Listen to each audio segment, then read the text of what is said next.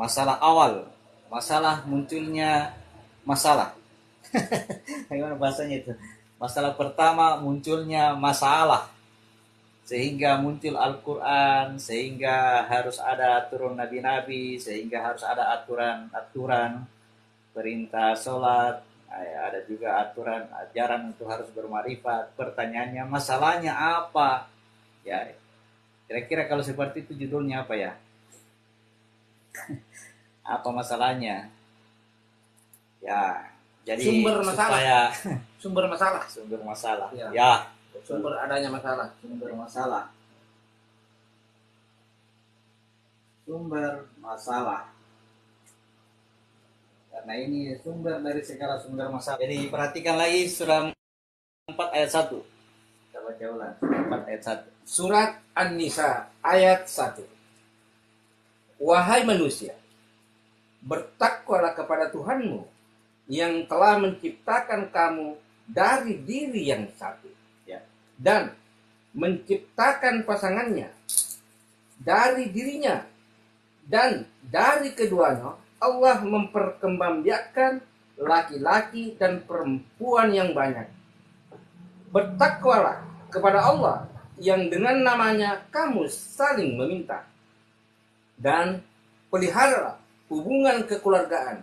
Sesungguhnya Allah selalu menjaga dan mengawasimu. Ya. Karena dengan nama Allah kamu saling meminta. Ar-Rahman, Ar-Rahim. Ya, kita sudah buka jalurnya kemarin ya. Surah 4 ayat 1. Dari diri yang satu keluar aku. Dari diri yang satu muncul pasangan. Ini setelah keluar ini harus dilihat ya. Dari keduanya muncul semua yang berpasangan.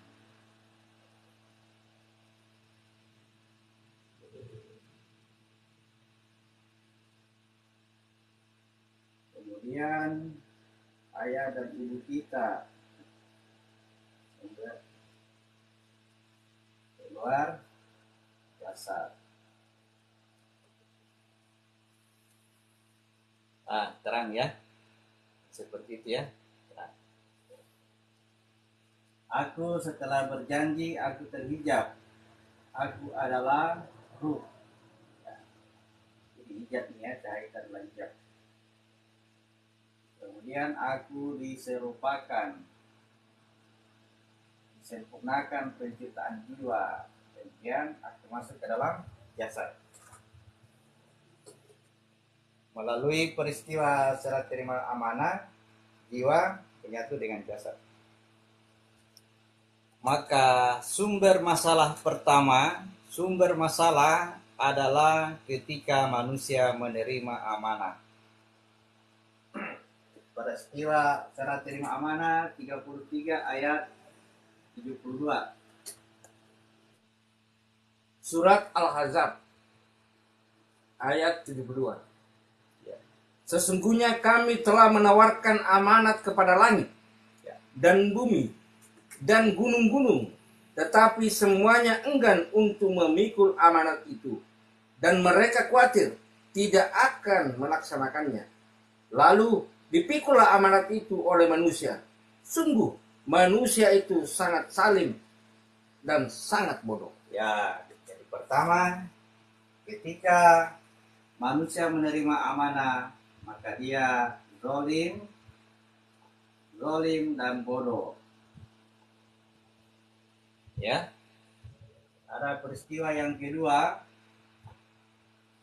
kedua dalam cerita yang lain nanti akan kita temukan pada pembahasannya. Peristiwa Nabi Adam dilarang mendekati pohon. Ya. Dilarang. Saya ulang ya. Saya ulang tulis nomor 1.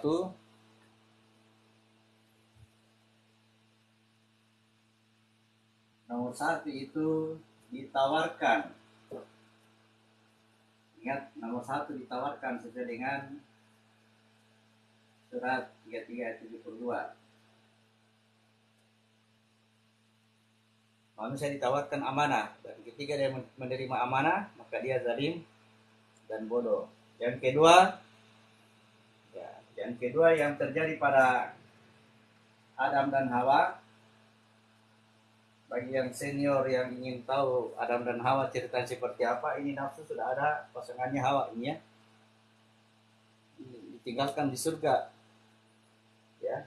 Dimensinya roh ini sendirian tapi bernilai Adam dan Hawa. Aku sendirian tapi aku adalah Adam dan Hawa. Nah, di situ dilarang mendekati pohon. Ya. Dilarang mendekati pohon. Karena mereka mendekati pohon, akhirnya mereka zalim dan bodoh. Yang ketiga, dipaksa untuk menerima amanah. Dipaksa. Ini yang terjadi pada, nanti lengkapi sendiri catatannya masing-masing ya. Yang ditawarkan tadi kepada seluruh manusia. Allah tawarkan amanah itu kepada seluruh manusia. Ya, kemudian yang kedua yang dilarang itu kepada Adam dan Hawa dengan perintah larangan dengan kalimat larangan mendekati pohon. Yang ketiga ya bukan dipaksa ya, terpaksa. Terpaksa. Bukan dipaksa, terpaksa. Ini dicerita oleh kisah Maryam. Karena rasa sakit untuk melahirkan Isa, rasa sakit untuk melahirkan Isa memaksa dia untuk mendekati pohon. Nah, kata pohon itu adalah amanah. Ya. Jadi, Maryam terpaksa mendekati pohon. Yang keempat, nah ini yang paling bagus, ya. Mudah-mudahan kita dapatkan yang keempat. Kamu mengerti? Ditawarkan, dilarang, terpaksa, dan yang keempat itu diperintah. Ya, ini tertuju kepada Yahya. Bayangannya adalah terhadap jasad yang kita terima ini, ya, inilah sumber masalah pertama, sumber masalah awal ketika kita sudah lahir, ya. Ada yang membahasakannya kita jatuh ke lembah dosa karena perbuatan nenek moyang kita itu nomor 2 itu, ya, karena sudah dilarang. Oke. Yang ketiga ya fitrahnya manusia ya harus diciptakan manusia karena apa? Ada tugas yang dibawakan kepada dia sebagai perancangan Tuhan bahwa manusia akan dijadikan sebagai khalifah. Maka ya kalau tidak mau harus dekati jasad kalau mau terlahir ke dunia. Dan yang keempat diperintah untuk mengambil kitab. Ya, siapa yang punya pemahaman bahwa kitab itu ada di sebelah barat? Betul, ya. Perjalanan ke sebelah barat mencari kitab suci, betul. Akan diperintahkan ambil kitab itu wahai Yahya. Baik. Jadi, sekali lagi, masalah pertama adalah bergabungnya atau menerimanya jiwa ini masuk kepada jasad, ya, bergabungnya ini ya, masuk kepada jasad. Awalnya manusia ini suci bersih, ya, ini awalnya suci bersih. Kullu mauludin yuladu alal fitrah. Setiap manusia terlahir dalam atas fitrah. Karena kedua orang tuanya, bahasa ini kata kedua orang tua, ya, kata kedua orang tua yang dimaksudkan di situ adalah jasad. Maka kita mengerti, kita paham ketika Nabi didatangi oleh seorang sahabat, minta dilihatkan bapaknya itu di surga, bapaknya sudah meninggal ini masuk surga atau masuk neraka. Jawaban Nabi, bapakmu dan bapakku itu dua-duanya masuk neraka. Akibat kata-kata ini orang bertengkar di luar. Karena tidak mengerti. Yang disebutkan Bapak di situ adalah ini jasad kita ini. Orang kafir ini, kamu beri petunjuk kepadanya atau tidak kamu beri petunjuk, mereka tidak akan mendapatkan petunjuk. Kenapa? Karena mereka itu hanya ikut-ikut saja, tidak boleh memerintah. Ya, yang mendapat petunjuk itu di wilayahnya Musa, cahaya itu jatuh di gunung. Inilah disebut dengan Bani Israel, ya. Nabi-nabi berasal dari sini, nabi-nabi Bani Israel. Ya, mereka berkuasa di bumi. Bani Israel itu berkuasa di bumi, jadi bumi itu adalah jasad kita. Ini saya anggap mudah karena kita sudah bahas makro mikro perumpamaan tentang bumi itu adalah jasad kita. Kenapa manusia harus menerima jasad?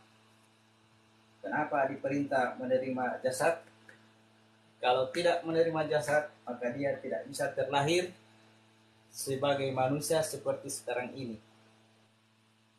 Oke. Namun begitu, ketika dia menerima jasad, maka ya tadi yang dirinya tidak terbatas oleh ruang dan waktu, ketika dia masuk ke dalam jasad, maka dia menjadi terikat oleh ruang dan waktu. Dalam hal ini terikat oleh jasadnya sendiri, sehingga dirinya bagaikan terpenjara, ya. Bisa juga dibahasakan, ya, dirinya mati di dalam jasad. Kalau bahasa Isa dikatakan, ya, Yesus mati di kayu salib, mati di kayu salib. Ya, bagaimana bahasanya dengan kata-kata dia tidak mati melainkan terangkat ke langit? Nah, ketika dia sudah tersalib di wilayah jasad ini, lalu ketika Yesus masuk ke dalam jasad ini, apakah dia mati? Tidak. Dia diangkat ke langit. Perhatikan pengangkatannya, ya. Dari sini kemudian dia dibangkitkan naik, ya. Sempat bertemu dengan murid-muridnya di wilayah jiwa, wilayah Bani Israel. Kemudian dia naik ke tujuh penjuru langit dan tinggal di wilayah wajah. Ya. Di wilayah wajah itulah yang disebutkan dengan di sebelah kanan Bapa. Yang suka bertengkar ini saya jelaskan supaya paham apa maksudnya dia duduk di sebelah kanan Bapa. Ya, dia berada di wilayah wajah. Ya. Di sebelah kirinya Bapak itu adalah sifat-sifat keburukan. Sedangkan ini ruh atau wilayah malaikat semua memegang sifat-sifat kebaikan, makanya dibahasakan di sebelah kanan Bapak.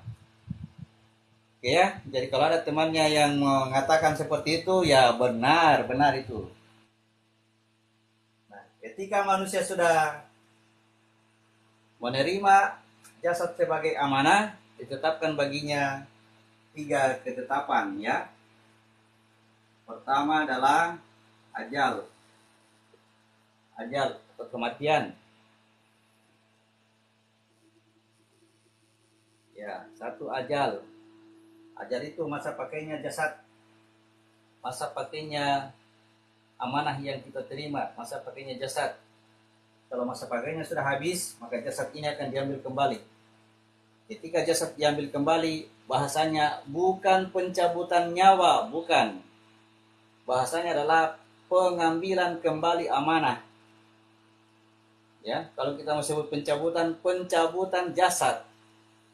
Tanya jasad itu ada yang dicabut pelan-pelan, sedikit-sedikit.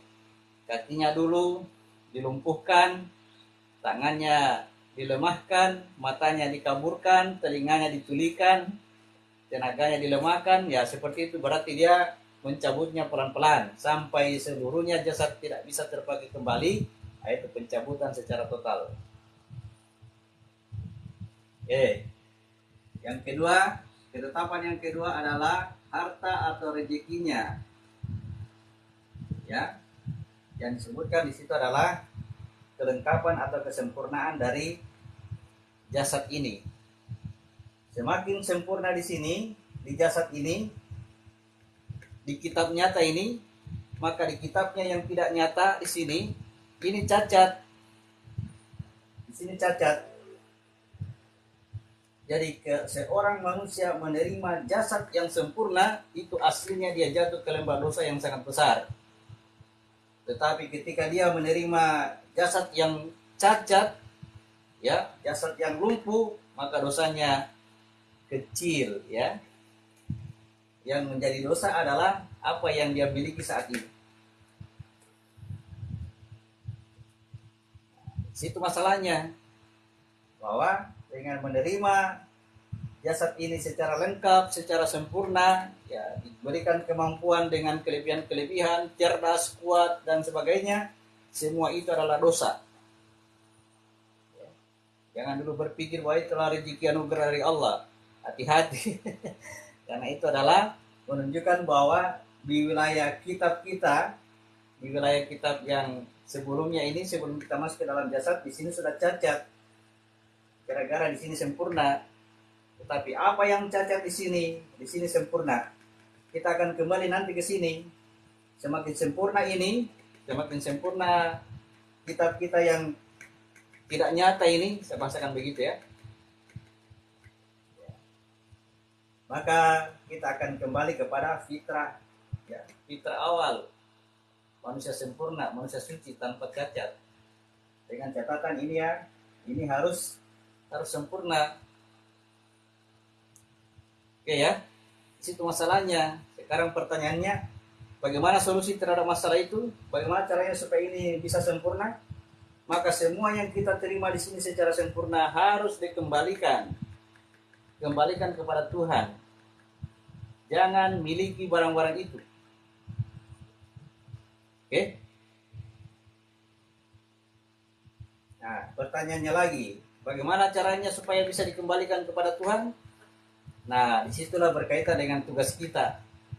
Ya, ketika kita menerima jasad ini sebagai amanah, tugas kita adalah untuk menyatakan asma-asma Allah, nama-nama Allah, dengan melalui bentuk af'al atau perbuatan.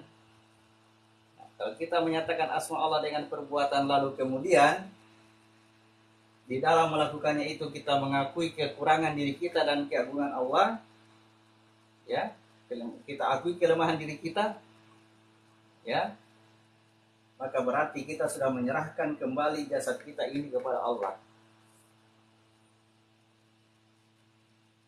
Itu solusi sementara sampai kita temukan masalah berikutnya, ya. Jadi masalah pertama adalah ketika kita terima amanah, ya. Masalah kedua adalah untuk bisa mengembalikan amanah ini, ya, kita berawal dari kezaliman dan kebodohan. Gara-gara amanah juga, ya, untuk bisa mengembalikannya, ya, dalam kezaliman dan kebodohan kita ini, ya, ego kita akan selalu mengatakan bahwa kita sudah mengetahui caranya. Itu ego itu.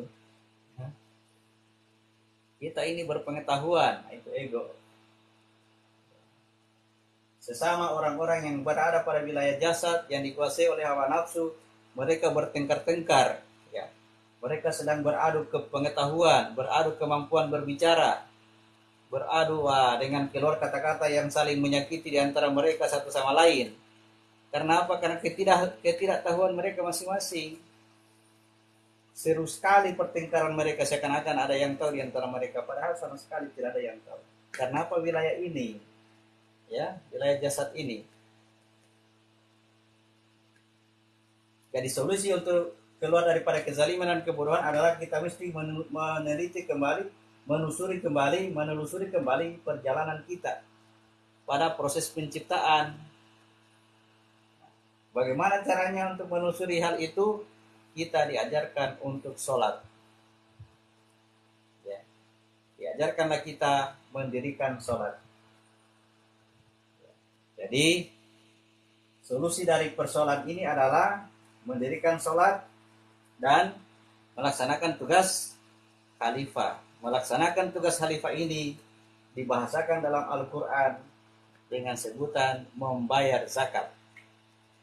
Ya, membayar zakat. Mendirikan sholat, membayar zakat. Dari mana awalnya? Bagaimana bisa saya mendirikan sholat? Bagaimana bisa saya mengeluarkan zakat? Disuruh dulu baca kitabmu. Ini yang disebut tadi kitab ya. Diperintahkan kepada Yahya untuk mengambil kitab. Ini yang disebut dengan kitab yang ada pada kita sekarang ini. Kitab kita yang di akhirat ini.